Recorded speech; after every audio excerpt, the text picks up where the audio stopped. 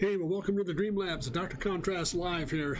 Just really good to have a little bit of time spent here to get back on board with everybody, and just very interesting. Give you a quick introduction here. We're going to go through today. I thought it was interesting. Last week, last Thursday, I went through a process of just some volumetric integration where a young person from England was having a bit of a rough time going through what do I draw.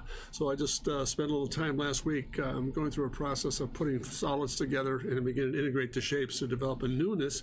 And at the same time, open some things up in terms of not being fearful of putting down ideas and making mistakes. So I think a very interesting set of circumstances. And lo and behold, here throughout the course of the week, I just received an email last evening from a young man in Palo Alto, California.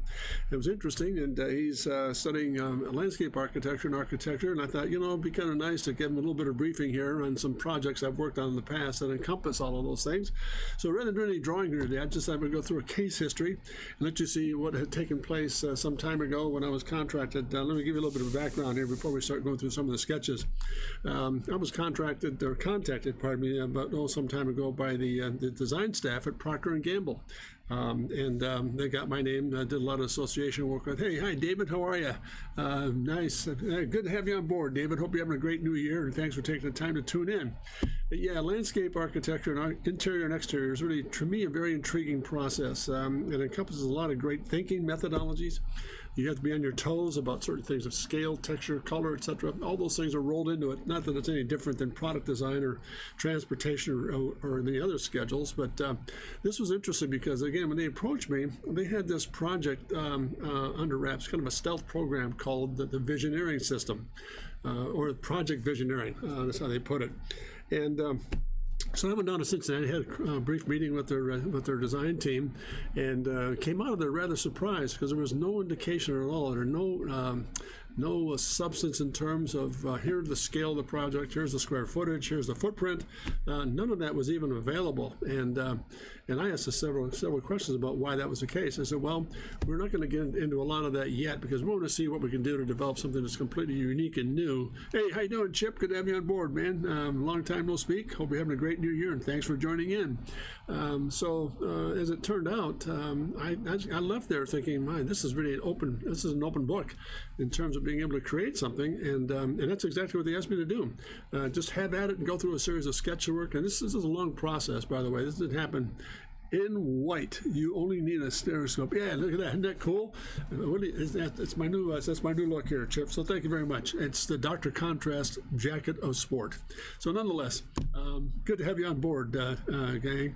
So back to the storyline here. So I came back to the office. I just sat down and started putting together an agenda in terms of how to begin the process, how to get these things started. And what I did today is I just brought out a whole stack of conceptual sketches from the very beginning all the way through the end, and I'll show you some final sketches here that we have through the process here. And as I go through these, I'll try to be very brief and succinct and not bore you to death with a lot of different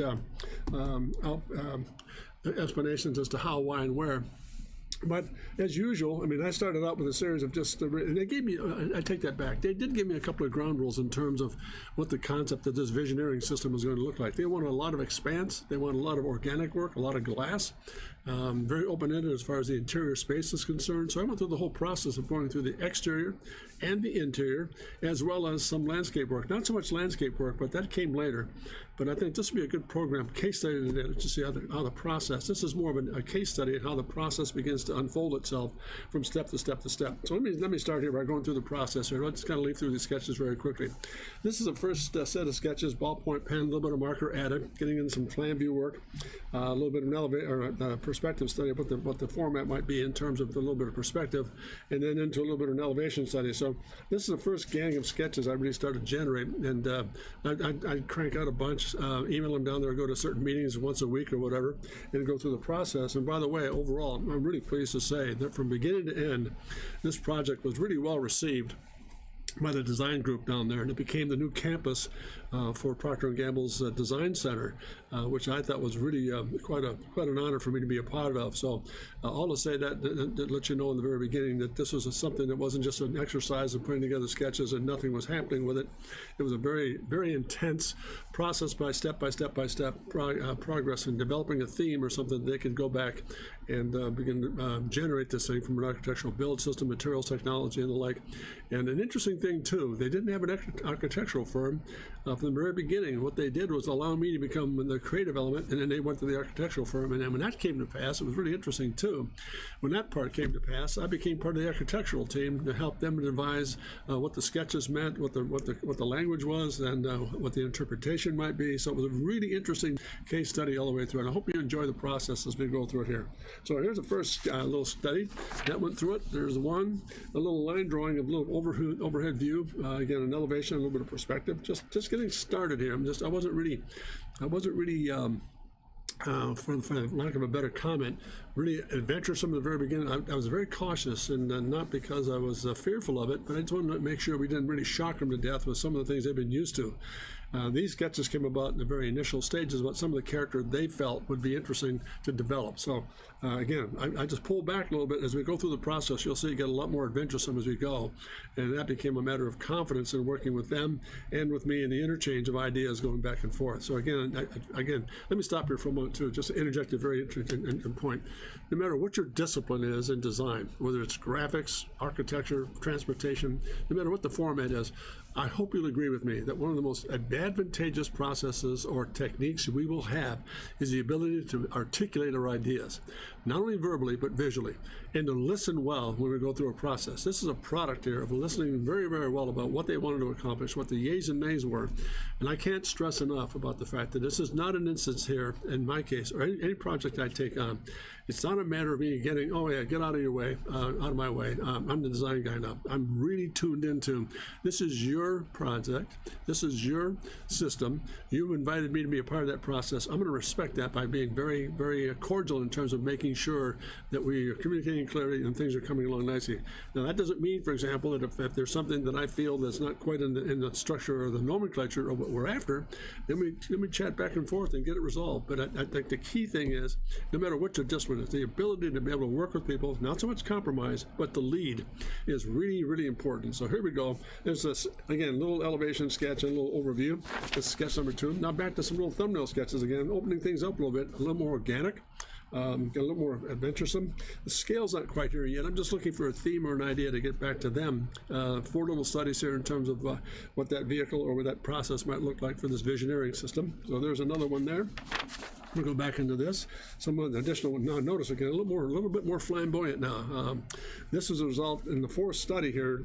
I started to just take some chances in terms of what if we tried this, like the cantilever lattice sweep, a real crowning and capped it with almost like a shed system on top of that to kind of work with it. And again, a little more organic with these little pieces of inserts of cubistic elements that became office space on a 2nd story. And again, back to a more organic form in the last study here, and that's that. Then back to line drawing again, being very safe, looking at some little plan view sketches and elevation, and a little bit of an overview. This is only one portion of the vehicle, of the building itself that we're looking at here. The other pieces would come together and would expand on this theme. In this particular instance here, I was looking for a theme. What if we started with the main headquarters, like an entry area, then we went into some expansion in terms of putting the whole program of the campus together. So this is another little study here. Then jumping back again into some little quick and dirty, what I refer to marker and ballpoint pen sketches. A little bit more stretch in the elevations, a little more adventuresome again than me, more organic. And I think it's interesting. Can't decide on a favorite. I mean, either. If I went through the whole process, and then you'll see at the end of the session here, what some of the final decisions were. But again, I think it was mostly the real key to it all was they wanted a lot more glass, a lot of organics, and something extremely contemporary and unique for its time period. So this is, again, a little pass of sketches getting, and again, the scale is not quite there yet because I wanted to make sure we had a theme going. I'm going to go back and look at some things in terms of expanding that theme and making it a little more, because I think when it all said and done, I got the sense from the group that they were looking at a theme center, or what would you call a nuclei, then begin to build a campus around that with some compatible structures and so forth. We're the one with all the glass. Yeah, me too. The glass is cool. That was a real, that was one of the situations, Chip, they wanted to really hone in on. Glass, very light and airy, and as you'll see, we go through the sketches, how that begins to take place, even in the interior as well. So there's another little study. Another little overview, 3/4 little gateway piece, a little cantilevered entryway piece, and coming into the building itself. Again, this would be a module or a core system of what we build around as far as the actual shape is concerned. Notice, very rectangular. We could open that up, make it a little more organic. Again, I'm taking chances here, saying, what about this? And in my conversation with them, looking at these sketches, made it very clear this is a core system here we can build out on or adjust. We're going to stretch it, expand it, compress it, modulate it, and begin to make changes in terms of what we want to accomplish for the overall process here. So let's go back here, finish these guys out, and there's another little same set of circumstances, another little elevation, perspective, a little bit of an overview in terms of what that form might look like. Again, one shape here, sort of be redundant, but this is only the core system itself. This thing would expand enormously into what is called to address their visioneering concept. It was called Project Visioneering, which is a whole new look at how their design center might come to life and become part of the process. So let's go move on here into some little color studies. Again, keeping it very simple. What about the glass uppers and the whole glass atrium area? Is that a possibility?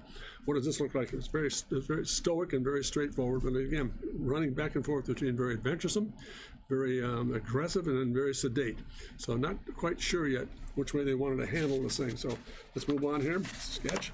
There's another one, a little bit of a variation of the theme. Notice how we're starting to see some of the additions as we go into that little perspective study here.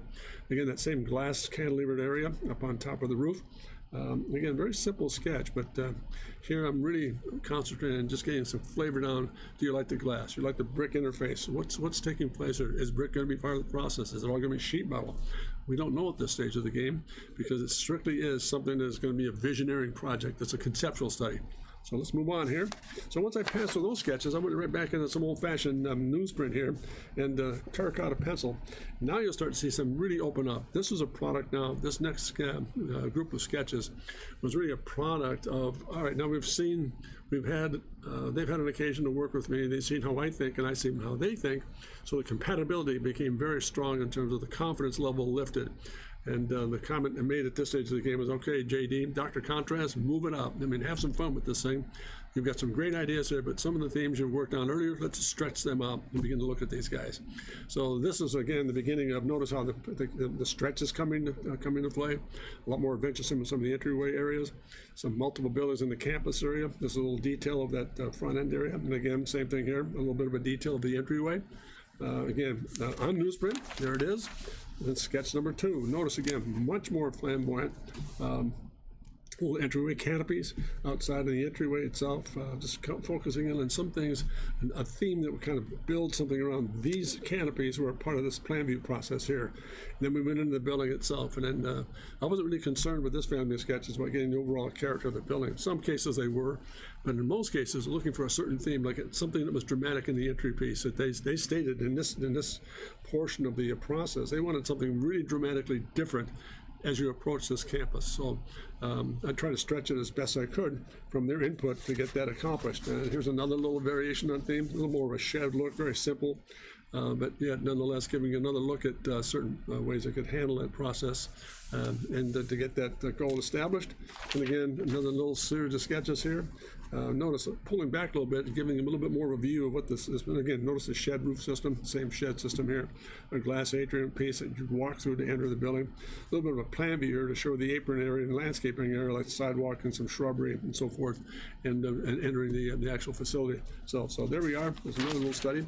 This is interesting too. This is getting into a really interesting, almost floating module piece that sits out front here. We could replace that piece with what happened in the plan view here, and then looking at the elevations, for example, and what that might look like in terms of time back into the building. Again, another curtain piece here. This is that piece of cantilevers coming out. that part of the cantilever was replaced in some cases with this almost a saucer type entry piece that you'd kind of walk through and enter the building itself. So there we are, another family of sketches there. And we'll keep going here. And again, another really different approach at looking at this is a glass, almost truncated cone that had a very dramatic entryway coming through here. But this is all glass with some fiber optic lighting in it. And at night, we kind of move into certain different color patterns. Again, notice a very typical building around it. So if this were a choice that was made by that team, I would certainly have just said, you know what, we need to, if that's the theme you're after, we need to really get much more adventuresome with the actual architecture itself and how we deal with it. So again, just looking at just a broad brush of a whole lot of different things. I hope this is making sense and you're enjoying this thus far, and I'm not jawboning too much, because it does require an explanation about what the process was. And again, this is a case study from start to finish on a very expansive project that I thought was in addressing the concern or question I had from this young student out in California about architecture, interior, and landscape work. So I'm hoping it helps him if he does look at this thing later on YouTube. I hope it gives him some insight as to what he's looking forward to in his career choice. So let's kind of move on here. Again, another really interesting, really getting very global in terms of putting the whole, there's a global headquarters, some of the old structure in the background where their offices are. Again, a little overview, again, in perspective, a little bit of landscape work in front of it, and again, a little detail here in the landscaping process of what these guys begin to look like in the plan view as you enter the building itself. So there we are there. Now, this is fun. Let me just kind of put this aside for a moment. That's coming up later. Now I switched gears and went into something that I thought was really a lot of fun. I switched gears here very quickly and went from a very typical approach in paper surfaces and went to black Canson and just did a whole series of these guys. Very quick burst sketches looking at the family of three. Let's open these up first here. 3 studies. If I get my fingers to work, it'll be good. So there's 3. Let's get these moved up a little bit here. Let's get a little more screen space. There it is. There's 1. There's 2. And there's 3. This is an interesting venture or juncture in the project itself. I switched gears from going from traditional paper like bond or newsprint into tone, because tone, in a case such as this, begins to develop a different thinking process. You start to see the negative as opposed to the positive. And I thought an interesting little approach to changing the tempo with white Prismacolor pencil on black tone, just to give it a different atmosphere and add a little bit of pastel to it, put a bit of wash into it. So what it helped me do was open up the avenues of approach and a little bit more intuitive in terms of developing some conceptual pieces that might have been a little bit newer. Notice some of the structures here, tetrahedron glass and on top here, twin shed, again sweeping cantilever, almost an Italian Renaissance look. Yeah, this is neat stuff, Jeff. This is really a lot of fun as far as approach goes. And the reason I utilize that technique is because it's such a different dramatic approach to it all. And I think in a case like this, with the scale of this project, it was really helpful to kind of move away from that and get a lot more dramatic with this thing. So tone paper, these were very well received, by the way. I took these sketches, and there's a total of 6. I'll show you in a moment here. I don't know if I can get them all on the screen all at once. But it took all these sketches, and these are done in about maybe 3 by 8, thereabouts, 3 by 7. I took these sketches and blew them up about 5 times size and shipped them down there. Man, it was just dramatic. That big high-impact dark background with that white pencil just screamed. So that was a nice little change of pace, and I think it surprised the design committee because they're expecting the typical, oh yeah, this is not, oh yeah. And when they saw this, they went, holy mackerel, this is really dramatic. So they used this as a real springboard to move into the next phase here, which I'll show you in a moment. Let's kind of put these aside, and I'll show you the remainder of these little thumbnail studies. Let's get these lined up. Again, same process again. Black Canson, there's 1. And get my fingers lined up here, it'll be good. There's 1, there's 2, and I think we get the 3rd one here without any interference. There we go, let's move them up just a bit. So there it is, and there it is. Hopefully that'll make some sense. Notice again, the expansion is beginning to take place in terms of really opening up the concept in terms of being a little more lucid with it, a little bit more venturesome. At this stage of the game in this process, I think this is about maybe 3 to 4 months into it. Much more confidence from my point of view. They respected the fact that I was the kind of like the lead design guy, and they had a lot more confidence in my approach since I just kept funneling work out, just shipping it down to them kept them on their toes at all times, and myself on my toes as well, to learn something about this whole process, which was a really rewarding project for me to require. I mean, I learned an awful lot. I have a great relationship with the P&G gang as a result of that, and boy, it's been a lot of fun. So this is, again, the culmination of those little switch gears into tone paper, and it really forced everybody out of the box in terms of, oh, I didn't know we could do that. Yeah, this is something we can approach and notice a lot more sculptural in the entryway, a lot more dramatic in terms of entryway, and a lot more forceful in the entryway. So, and again, this actual structure, this is all like a shrouded glass canopy on top of a very rectangular, straightforward form. And I think it's interesting to note at this time, too, that even at this stage of the game, there wasn't a real edict in terms of, well, we're going to have this and this and this. They weren't looking for a footprint or a system of completion as much as an approach to conceptualization. That's why this project was so unique, and that's why I thought I'd bring it in today for this young person out in California to take a look at, because it was devoid of any restriction. Yes, it came later on after we kind of followed into a certain concept and got the ideas down, but the coolness of it all was the freedom of being able to express certain things as a result of being assigned to one simple process. Let us see what the vision looks like. So this is fun. So let me go back here. We'll get these out of the way. At this stage of the game, or the process, it was a very interesting thing. This happened now. Now we went into some things, for example, that we had a designated area that they wanted to work with just to get a flavor or character established. And that designated area was roughly 160 feet by 160, but almost square. But it had within it certain station areas, for example, and you'll see a series of little blister studies here that this is reception area. Enter in here, reception, engineering division, fabrication, design huts, for example, integration module for design, integration again, 3 modules for that, and then product support and packaging development. So underneath the roof of this system, we began to look at what does this interior space look like. This is only one portion of it. This is just an idea of if we had an area roughly 160 by 160, what would that breakdown look like? And we have to have these elements placed in it. So here's a good process for those of you involved in this kind of this sort of discipline, how to break it down and not do sketches, so to speak, but just designate areas, and they're called a blister diagram. And what we've done here is, again, notice the reception area ties into all the areas, and you kind of filter out into 1, 2, 3, 4, 5, 6 different integrations. So this is one study, and then a little perspective on how it lays out, for example, in the actual space itself. So it started there. Let's do this. There was one variation on theme. There's another variation on the theme, same set of circumstances, same space, but breaking it up a little bit more in terms of, let's look at this for a moment. Notice how in this one, it was engineering that was front and center, and also fabrication. In this particular module, it was fabrication, design of engineering support was next to the hub, as well as product support. So they kind of synergized together there to get an empathic input. And then again, the concept cells, or the ideation cells, for the designers to sit down and begin to generate ideas. We're in the back of the room again. Reception was in the same area.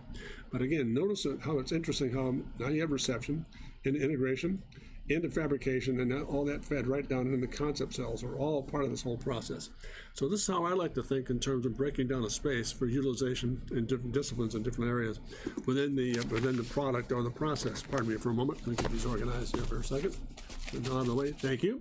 So again, is this helping, gang, making any sense, or am I going to? I don't want to get too over verbalized with this. I just want to go through the process and make sure that we see it from beginning to end, and what the gestation is like, and what the elements begin to look like when you go through the process.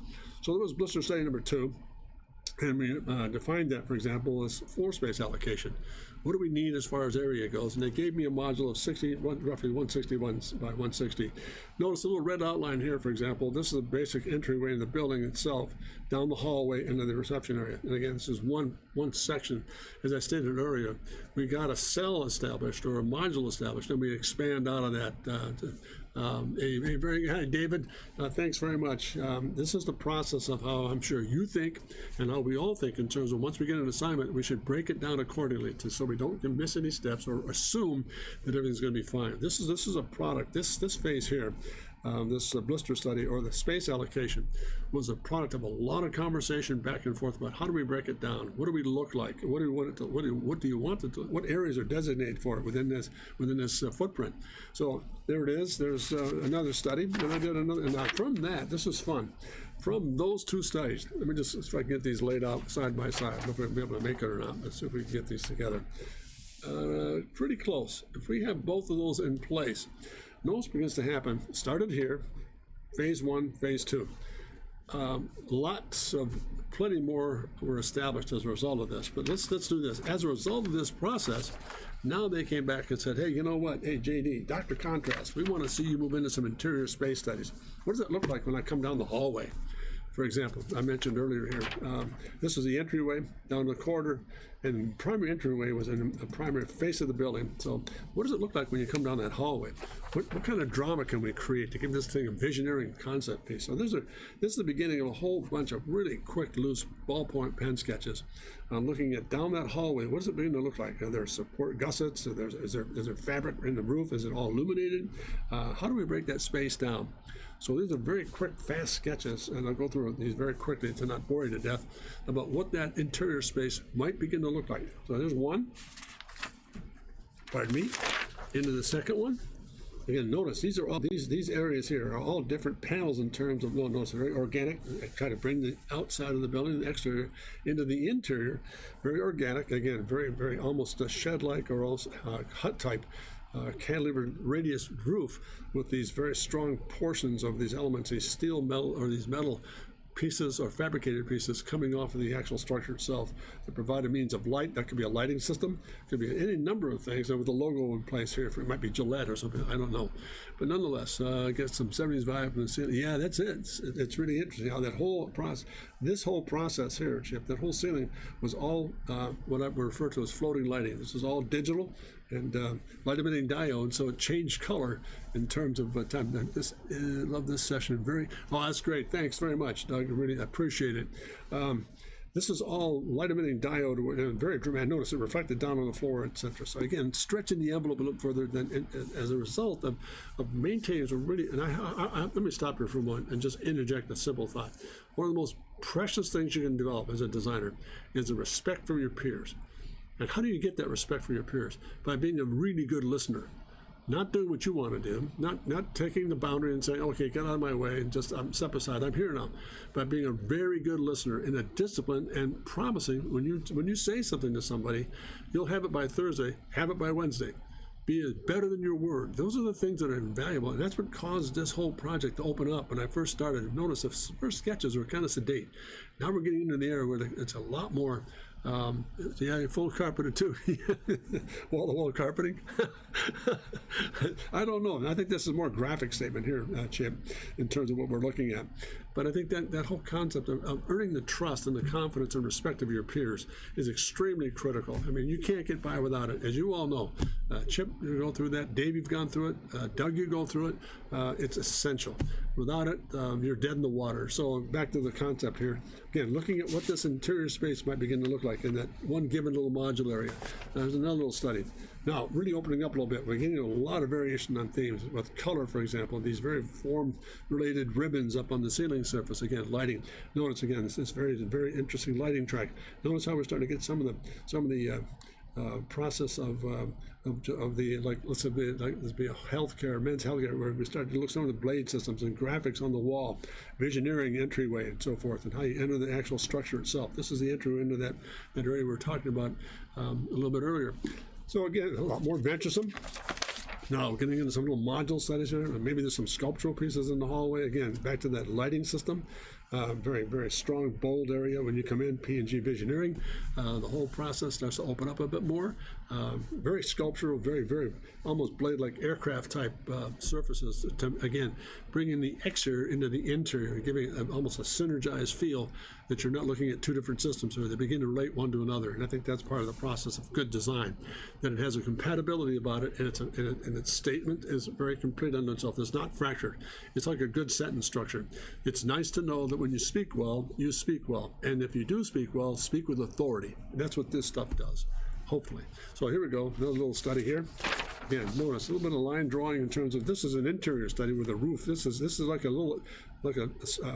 helix stairwell up into the our second floor living module where the design group would be. And this is like the entryway into the reception area, some of the desking areas, just a real loose, quick sketch of what the overall form might look like in terms of one space. Again, a whole bunch of these guys were done, so let's kind of move through them. There's another quick little study about coming back to the entryway. The second level, where you come up into that area for design meetings and conferences and the like. We come back into this guy. It's kind of cool here. We'll just have to open up a little bit where you get into some tube lighting and some of the HVAC systems, entryway desk. Again, roofing system, lighting, and so forth. Just looking at what would you do with this space to really kind of give it a whole new twist. And using perspective as a real dramatic force to get things done. So let me stop here for a minute, guys. I hope this is making sense. I'm not going too quickly here. So please let me know if this is, if my language is not running on and confusing the situation here. So thank you very much for your attention. So let's move on here.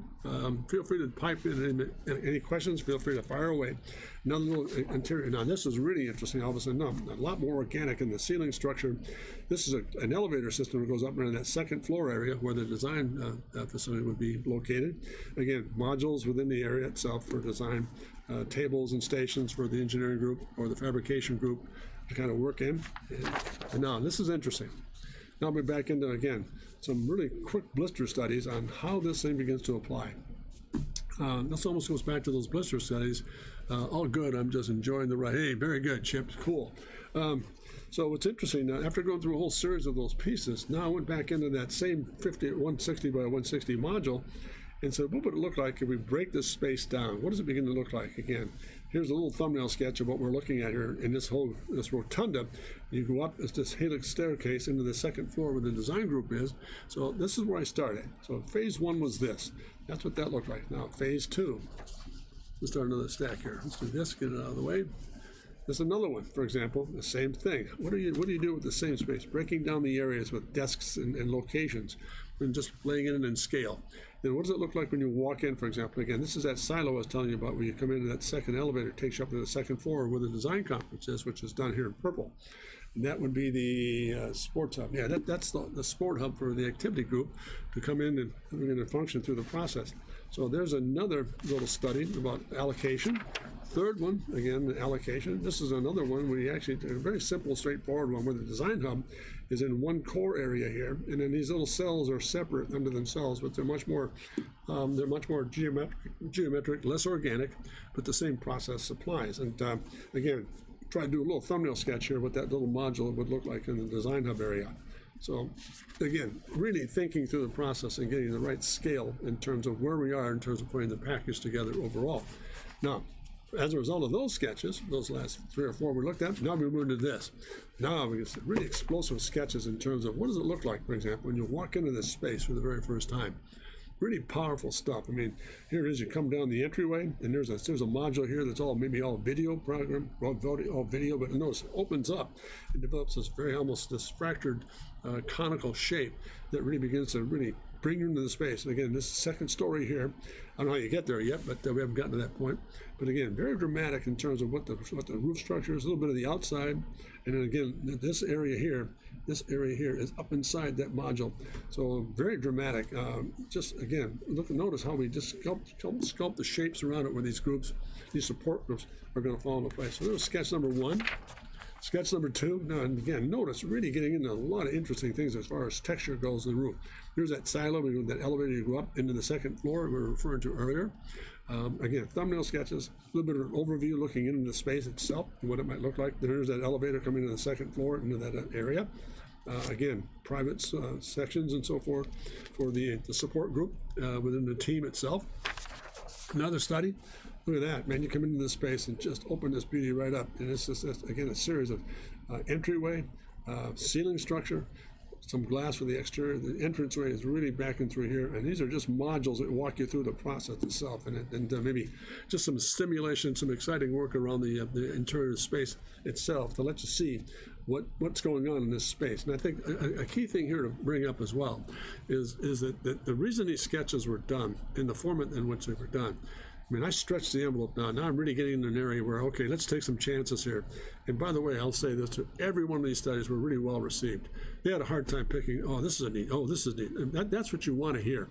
And I think that's a product of doing your job well, and you do it well because you listen well. And I can't stress that enough. It's not a matter of going out there and saying, hey, this is cool. No, it's cool because you've listened to the input coming from the people who've hired you. That's the difference. So again, I really felt very strong here in terms of once it started, this is about maybe 2 or 3 months into it, all of a sudden it started to open up a little bit, and the confidence was very obvious. It was just fun to go back and forth on some of these studies. Let's move along here. Here's another little concept sketch here. You notice the elevator study going up to the second floor, entryway with some of the desking areas here, some of the graphics on the ceiling, some of the exterior work, and then the hallway is over here. Entranceway is right back in this corner. Again, another little, and again, very complicated and very structural, almost truss-like ceiling structure to put this interior space together. Let's go back to another one here. This is really the one I thought was really interesting. It became this almost like a space module. Where you come in, for example, the entryway, reception area here, and then all of a sudden a glass exterior, but you come back in again around this area, up around the staircase and up into the elevator, and then the second floor. This is a very rotunda area here. This little plan view study shows you what's taking place here. It's a global activity center where you come back to this helix up into the area here, and that's where all the design concentration begins to take place. So again, notice how each sketch gets a little more adventuresome, a little more risky, a little more fluid, and very flamboyant in terms of design approach or conceptualization, which is, I think, the great thing about the whole process. Let me get a question here, pardon me. From Chip, do you take the interior space available when sketching this? Because those look like pretty big space. Yeah, yes, they are. I do take that into account, that Chip. These are very large spaces. Again, when you look at 160 feet by 160 feet, they opened it up a little bit. They maybe shrink a little bit, but yes, they are very, very large areas. And I think that kind of reflects itself in terms of what the overall footprint was in that small little module area. Let me stop there for a minute. Does that help to answer your question, Chip? I'll just hang on here to me before I move along here. Yeah, there's no question. The whole feel was, this is, again, let's go back, just not to be redundant, but just to kind of bring you up to speed here. The purpose of this visioneering project was to look at a vision without restriction as to what this form and what this new structure, this new design center would look like. Yeah, and we finally got to a place where let's look at one spot, for example. If there's a design hub or an entryway area for the designers, what does that look like? Let's say it's 160, 160. It could end up being twice as large, Chip.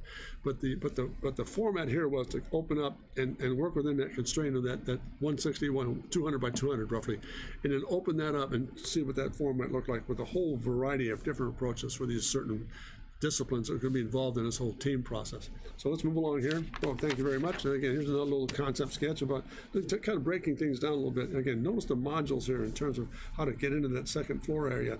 What happens here coming through in this area here. Some graphic wall surfaces and very, very organic and fluid to kind of walk you through the process so you don't feel like you're trapped in or you're walled. Notice all of these sketches have one thing in common. There's not a single wall that breaks you away from hiding from the rest of the group. They're all open-ended. Yes, there's some interface in terms of certain sections of disciplines, but it still has an ability to open things up and to not work in the secret or to be alienated. So there's another little series. Now we're getting back in again to the hallways and like a big global P&G surface here coming down the hallway. Ceiling graphics, again, some ceiling graphics. Little elevation about the cantilever to the radius roof. Entryway again, going back to the hallway study. Again, back to simple little thumbnail sketches here. Again, here's another family of forms. Again, looking again, lighting, hallway surfaces, graphics in the ceiling. Very simple, straightforward. Some little entryway for the, some entrance pieces into the actual entryway into the actual design hub itself.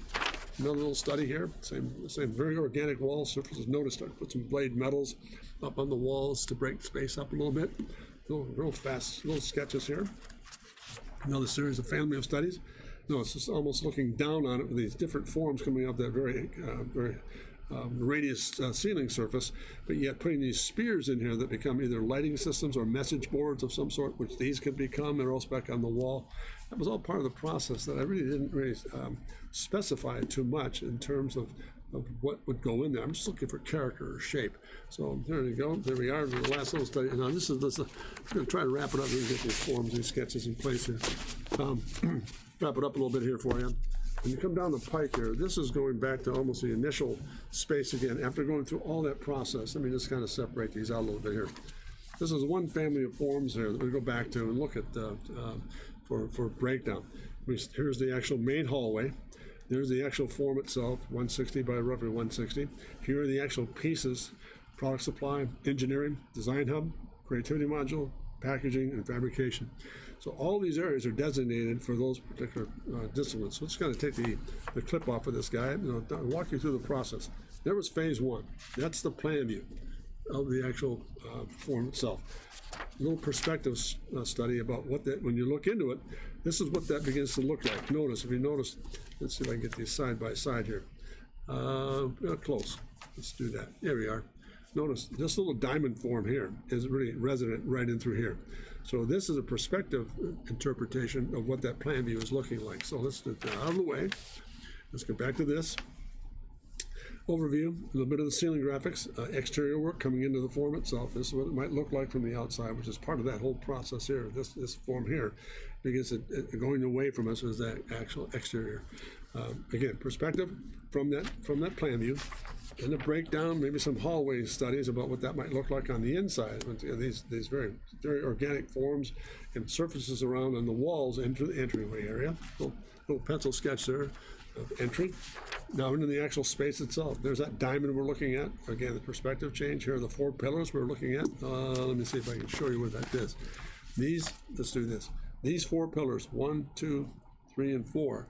Those 4 pillars are highlighted here in this sketch. Very extreme one point, but there's 1, 2, and then behind that 3 and 4. This is what you see when you come in, for example, of how to get into the space. And these are the modules as they break down, as you begin to see that from the entryway piece, as opposed to, unlike this one, which is what showed us the overall, pardon me, just one, sorry about that, which showed us the overall intent of the perspective. This is more of a detailed view looking into the space itself once you're inside when you walk in. Next step, a little bit more detail in terms of what those ceilings graphics might look like. Just take a little step further. Same process of the actual diamond form as you come in, and the breakdown modules for the disciplines.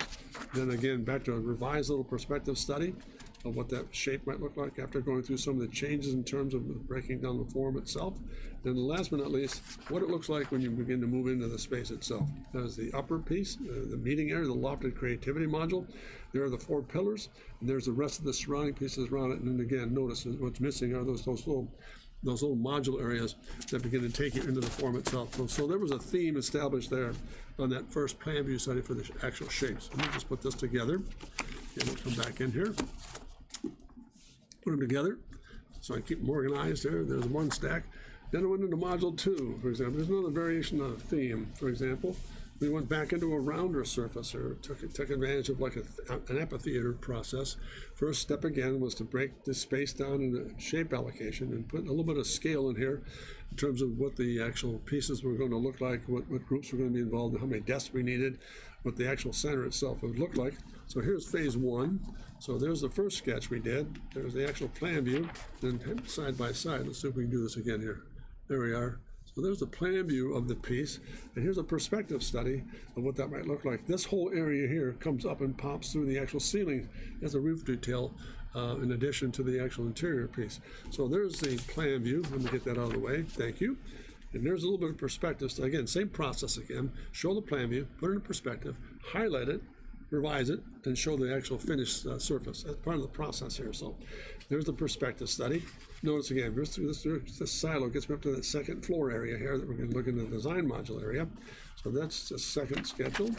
There's a little, again, detail of the hallway coming down, the ceiling graphic. They were more concerned about the ceiling graphics being a really interesting eye catcher as opposed to the wall surfaces. And we could do things with the wall, but a lot of emphasis on the lighting system and the actual graphics going up on top of the ceiling, which are these floating banners and lighting systems and diodes and fluorescent lighting and so forth, and just really interesting, very, very interesting set of circumstances. There's a little perspective study there.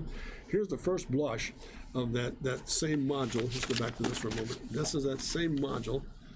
There's that center area in location. There it is in perspective. So again, showing the process of where that's going to locate itself. And again, notice a little bit of scale back here. And again, the actual divides of the walls and the areas, and not the walls, but the actual sections of the product disciplines involved in the process. Now here's another one. Again, a little variation. Again, notice how we've truncated it back a little bit and brought that whole module up on top here. To take a look at how that whole process begins to open up and move in. really interesting itself. Now we go back into this. Again, it's a little bit more sedate graphics in terms of the walls, but again, just to give them a presence of what that form might, that shape would look like. Again, back to a revised area here. Notice in red, you see what that happens here. That red area, and that circles in perspective, comes off of the tower, and that's where you take the elevator up into this whole design, this creativity module that they really had a lot of interest in. And then last but not least, a little bit of a conceptual study about what that space might look like in terms of coming up the module. You don't see the actual act of the module. So this is more of a view coming in, showing what that staircase might look like. And again, some ceiling graphics to kind of give you an idea what the lighting might look like. Interior concept, just a visionary study in terms of breaking down the space. So that was the end of that one. Pardon me as I just put this together here, and we'll move along. And there it is. Last set was here. It's a series of, again, process-wise plan view. Let's open this up a little bit. Here's the process itself. Again, very organic in terms of wall structures, but still very open. These are all low. And again, that very center diamond area became the actual hub area. For example, of the design hub or the creativity hub itself. Same overall space. Here's the plan view. Here's the elevator, a little perspective study. Let's put them side by side again so you can see them. If they'll work here like that. Does that kind of work just about right there? Okay. Excuse me. So there's the actual plan view. Here's a little bit of perspective interpretation so you can see what the ceiling is doing, where the hallway is, where the entryway area is, and then again into the space itself and what's happening with some of the breakdowns in terms of the disciplines. So there we are. And we come back into here. Again, a little bit of wall and graphics and ceiling study here, a little bit more sedate, not nearly as flamboyant. And again, another pattern to look at. Pardon me. Again, sorry. There we go. This is more of a look at what that diamond area, for example, might look like in terms of when we're looking at this whole section. Skylighted, second floor, and again, the pillars that kind of support that. Notice you come in through here and approach that, see it as I study it unto itself. We'll come back here. Revised study in terms of putting together the actual piece itself. And again, in red is that whole pillared area where you get into the design module and move into that second floor. And again, very few revisions, but I just wanted to spot in where then red, where that actual module area would sit. And again, back into, again, revise a little line study about what that might look like in terms of going back in here. Pardon me. The stairway up to it, level, and then again, this is where the actual level itself, the activity level would be. Then this is the ceiling graphics above that yet. Then we go back in again. A little thumbnail sketch about some exterior work and what that might look like in terms of, again, a little variation on theme across the top with these very long spines that can kind of go metal to glass to metal to glass and let that become part of the process itself.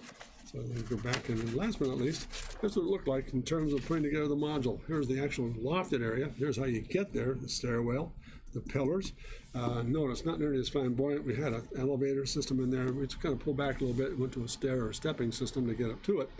But again, that's a really good, interesting set of circumstances of how to get to what this form is going to look like in the interior space, from the architectural exterior into the interior, and again, some of the landscaping as well. So it was all part of the whole process here. So let me stop here for a moment. And that kind of culminates part of the vision. I mean, there's so much more stuff that I can't believe how much more information there was in putting this all together. I didn't want to get into a situation where all of a sudden we started to choke the daylights out of a lot of conversation about elements that were not really pertinent or vital to the process itself. So on top of these sketches, there were just hundreds more being generated, from loose to finished to final rendering surfaces and the like. And some of that work is being done. For example, it's being held in the archives at Procter & Gamble because of, again, because of the exclusivity of the project itself, the visionary statement itself. So let me stop here for a moment. Any questions at all, concerns, gang, about that? Kind of culminates where we are. I want to show you something as an offshoot of this whole process. What took me some time, a very long project, which again, it's an honor to work with these guys. I mean, it was just great to develop that relationship with that team. Any questions at all? Anybody? Commentary? Feel free. We look forward to the input here, gang. Helpful, hopefully. to see what the process does. Yeah, how long were you working? That was probably about a 6-month to almost a year project, Chip. It was a very consuming set of circumstances. And again, what I showed you here in this hour is almost just a drop in the bucket as far as sketches are concerned in terms of working back and forth with them as a team. So yeah, it's quite a ride, absolutely right. But again, such a learning experience, Chip, from working with tremendous people down there in that process at their design center in Cincinnati, and then being invited to be a part of something that was completely very, very quiet and very stealth-like. They were going to look at a visionary system.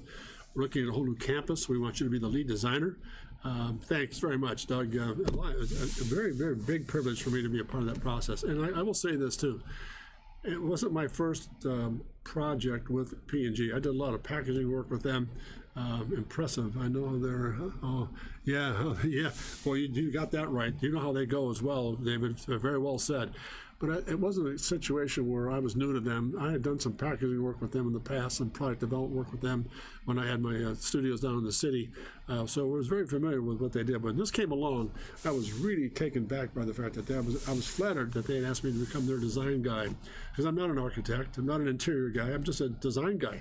But somehow, they came to me and asked me to kind of be the lead man on this whole project. And again, sort of, I don't want to be redundant, but I felt very honored to be a part of the process. And it was one of those situations when all said and done, since then, I've come back with them for a lot of projects in terms of everything from healthcare to dental work, Gillette series, you name it. Every one of their divisions I've had some division or some interaction with. But I thought I'd wrap things up with a nice little surprise that came my way as a result of this. About maybe 2 or 3 months after the project, there was a little bit of lull in the bombing to kind of absorb all this stuff. Then I got a call from one of the design directors down there, and they said, "Hey, we've got a really interesting task for you." So, "Oh, this ought to be fun." Another one of those pressure moments, and we all laughed. And we said, "Listen, we've got this idea for this Gillette Performance Fitness Center in downtown Manhattan, but we don't have any input on it. And the sketches are due in about 3 days. Can you give us some input as to what this thing might look like?" So I just went right at it. "Yeah, due tomorrow. You got it, Dave." We all know that one, don't we, Dave? Man, it seems to be part of our lot in life. So I swallowed hard and said, "Yeah, I'd be more than that. If I can help you, I will." So I hung up the phone, and I started sketching some little thumbnail sketches of what this interior might look like and what this exterior might look like for this Gillette Performance Center. So I sent them down that same afternoon, and I waited. About midday, I got a note back from them saying, "This is absolutely terrific. Please go ahead and do so. Just crank them out." So based on that input, let me show you what happened here. These are copies of the sketches I sent to them as finals, and these are copies, and the finals I sent to them were a very large format. They were 24 by almost 2 feet by 4 feet, so I did that all in 1 day's time, shipped them back to them, and this is what they looked like. This is a scaled down version of what these sketches look like. There was the first one. This is the exterior study that was done in marker, pastel, and fine line pen. It's a ballpoint pen sketch. So this is the first thing I sent down. Notice the Gillette Performance Fitness Center in Manhattan, a little bit of background in the back. This is all just off the cuff in terms of what if we did the blades, what if we did the building with the actual shaver center on. I mean, just taking chances.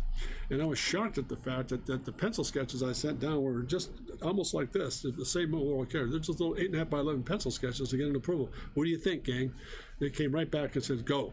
And I did, and I sent them down, and I'll show you. I'll terminate in a moment here as to what took place. So here's the first one and only first pass exterior sketch. Here was the interior study.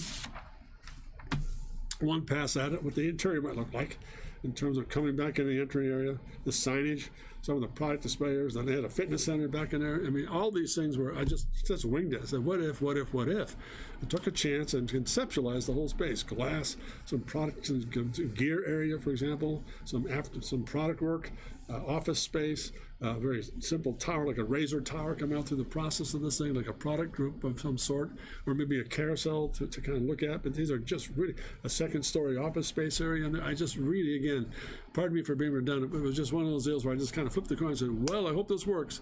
And sure enough, it did. This is the second sketch, and I did, on top of that, the third sketch I sent down was this. This is a detail of that. Let me bring this back for a moment here. This sketch here is a detail of what this area might look like right here in terms of looking down the hallway into the space itself. So there's sketch number 2. Here's the third one, where the product areas, you look down the hallway, again, product around it, some sport activity pieces over here, some wall graphics. Notice again that Gillette kind of razor system, that 3 or 4 tier system they work with. Silo going into place here, putting it in some space. Again, product display around here, and again, just a really quick study in terms of, I hope this works, and thank God it did. So I just want to let you know that as a result of that big architectural push, let me put this aside here, on the Visioneering project, this came my way as well, and several others have come my way since then too. So in closing here, extremely grateful for the fact that I've had really a tremendous relationship with a lot of great corporations, and again, very blessed to know that they appreciate the work, and I appreciate them inviting me to be a part of their team. And if there's any message out of this, for example, that comes out of this stream today, it's simply this. I think one of the greatest assets we have is our ability to not only be creative, but to be constructively conversationalist and excited about working with other people and respecting their skills. This whole thing came about as a result of people who really know their business. It wasn't a matter of me, other than this guy, it was just pure guess. But the whole Visioneering project was working with individuals who really knew their craft so well. It was exciting, and yet what was exciting about it was this. They did not know my craft that well, the design side of life. They were not really tuned into the creative side of life, which was an asset for me in working with them. So let me stop there for a moment, and I'm not trying to evangelize here. I'm just saying how necessary it is to understand that one of the great things that sustains a career is your ability to sustain a career by respecting other people. And no matter what their station in life is, or in the corporate life itself, or the ladder, or the priorities, or the prototypes, boy, believe me, listen to them. They know a whole lot more than we do. And it's really, stay humble. That's the key. Stay humble. Because the more humble, I think one of the great things, I've said this before in some lecture series, one of the greatest lessons I've learned is a very simple term, that the term humility in the original Greek Hebrew term means what? You know what it is? Humility in the original context of the term means, by translation, extreme power. Think about that. The more humble you are, the more you begin to display the power you possess. And I think that's what's interesting about the whole creative process. So remaining humble is a term that's used, for example, that gives us as designers the right to be powerful, because we remain humble. We know what it's like. We have an understanding of what that's like. It doesn't mean you give in. It doesn't mean you compromise or you become cowardly in terms of what your approach is, but you understand the fact that by being humble, or having the sense of humility about not knowing it all, and being able and understanding and willing to learn from great people that surround you, that's terrific. That's powerful. There's nothing greater than that. I mean, there's not a greater asset. So again, thank you so much for taking the time to be with me today. This was a lot of fun. Anybody in closing here, any comments at all, please feel free. I hope this has been of some help. Every now and then, I might just go through some of the archives and take you through some of the project case histories for product design, transportation design, some Ferrari work. I mean, I do a lot of car stuff, but my real passion is anything but cars. I enjoy that, but I enjoy architecture, the product design, interior space, just interesting stuff. Well, thanks very much, Chip. It's epic in terms of you being part of the audience. I have a lot of respect for you, Chip, and thanks for that very kind comment. It's not epic in any sense at all. It's expected. Let's put it that way. It's expected from us to really begin to put together, hey, Demetrius, how are you? What's expected from us is to be nothing more than great stewards of our responsibility. When someone asks me to do a job, for example, or I'm involved in something with them, I'll go out of my way to make sure that they are treated with respect, and I just floodgate them with ideas, because to me it's great to see people react to our skills, and I'm sure you all agree, those of you who are listening here today. And one of the greatest rewards is to have people say of you, it's better to have a great name than all riches. And I mean that sincerely. A great name will get you a long way, because you understand what it takes to get there. Understand that other people know a whole lot more than we do. And boy, if we tap into that, there's no end to our successes. So thanks very much, gang. Great. Demetrius, good to have you on board. David, wonderful. Chip, Doug, great stuff, gang. Thank you for taking the time to be with me today. This has been helpful for you. It's exciting. And I went back to, this is kind of neat. I went back to the archives and, hey, I actually did this. As an old man, I actually did this. It was great fun. I learned an awful lot. So in closing, please take a moment if you can. Please feel free to go ahead and look at my website, drcontrast.com, and be careful and tune in, because some exciting things are coming on here from the Dr. Contrast side of life. I might be changing my schedule. Take a look at that. I'm also opening up next week. I'm starting to do a series of short videos, 20-minute clips on different circumstances. For example, 5 studies on architecture, 5 on interior space, real fast little snippets to kind of put into a website and add to that. So that's all coming. Also, a store is going to be opening up. We're going to start looking at some apparel work on the website. So stay tuned, gang. And again, please feel free at any given time to drop me a note at jim@drcontrast.com. And in closing, I really mean this with all my heart, because I have great respect for all of you for tuning in. And never forget to dare to be great. Always do that, because you are. Thanks very much, gang. Have a great day. We'll hopefully see you on Thursday. Take care. All the best. Bye-bye now.